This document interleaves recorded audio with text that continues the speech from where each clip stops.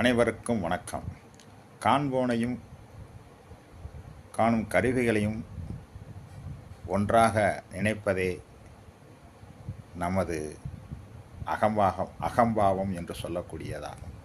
எனவே அகம்பாவம் என்பது இரண்டும் வேறு வேறு என்று நினைத்தால் அகம்பாவம் ஏற்படாது.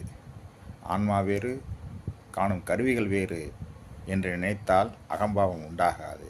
இரண்டையும் ஒன்றாக நினைத்தால் நம்முள் அகம்பாவம் உண்டாகும். அப்படி என்றால் நம்முள் காண்பவன் யார்? நம் ஆன்மாவே காண்பவனாகும்.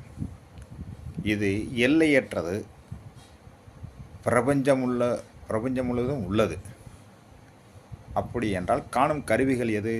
மனம், புத்தி, சித்தம், அகங்காரம் என்று சொல்லப்பதே காணும் கருவிகளாகும்.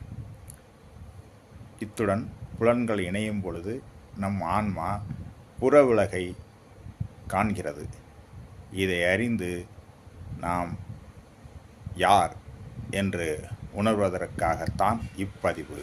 அப்படி என்றால் நாம் யார்? நாம் இந்த உடல் அல்ல, நாம் இந்த மனம் அல்ல, நாம் இந்த புத்தி இல்லை, நாம் இந்த சித்தம் அல்ல என்று உணர்ந்து நாம் ஆன்மா என்று உணர்வதற்காகத்தான் இந்த பதிவை செய்வேன். அதனால் அகம்பாவம் எப்பொழுது உண்டாகிறது என்றால் காண்பவனாகிய ஆன்மாவும் காண்பதற்குரிய கருவிகளாகிய மனம், புத்தி, சித்தம், அகங்காரம் மற்றும் புலன்களும் நாம் என்று நினைக்கும் போதுதான் நம்முள் அகம்பாவம் உண்டாகிறது.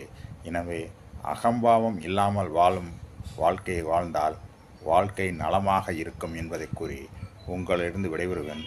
உங்கள் நண்பன் ராஜா நல்லுகாமு, ஜோதிடர்.